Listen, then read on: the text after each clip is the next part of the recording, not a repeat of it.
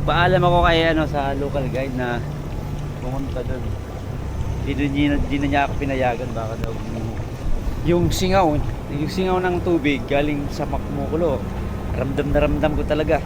Lalapitan natin ng konti yung bahagi na malakas yung bukal, yung kulo. At tingnan natin kung ano yung sound.